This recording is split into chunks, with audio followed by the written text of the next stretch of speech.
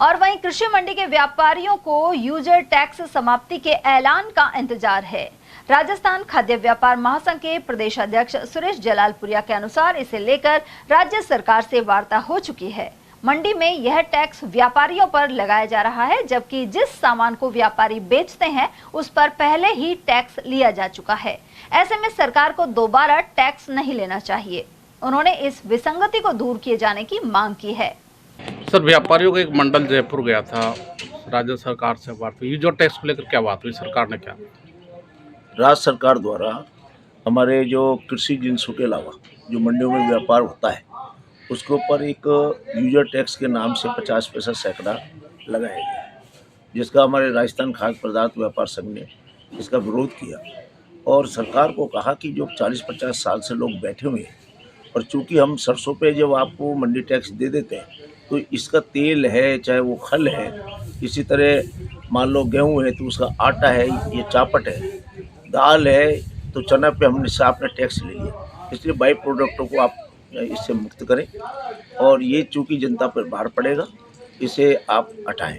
लेकिन उसके लिए राज्य सरकार मैं समझता हूँ कि हमने सारे प्रयास के बाद उनका ये है कि इसे लागू किया जाए, जो कि इन चीज़ों पर हमें टैक्स नहीं मिल रहा। लेकिन फिर भी हमने उनसे उस दिन हम काफ़ी नेताओं से और हमारे सब अधिकारी जो आईएएस अधिकारी हैं उन लोगों से हमने हमारी समस्याएं बताई। इस पर हमें व्यापारी जो लोग बैठे हुए हैं उन्हें कितना समस्या आएगी, क्योंकि यूजर टैक्स ओनली मंडी पर है और यूजर टैक्स मंडी से बाहर बैठा व्यापारी पर नहीं है।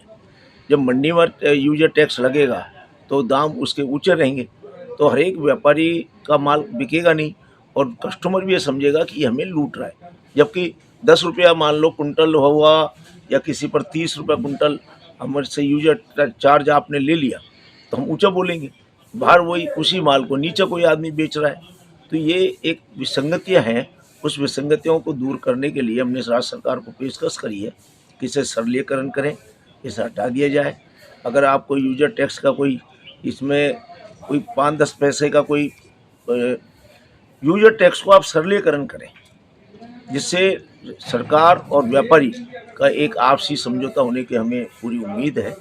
और मैं समझता हूं कि सरकार ने और हमारे जो अधिकारी कृषि संबंधित हैं उन लोगों ने हमारी बात सुनी।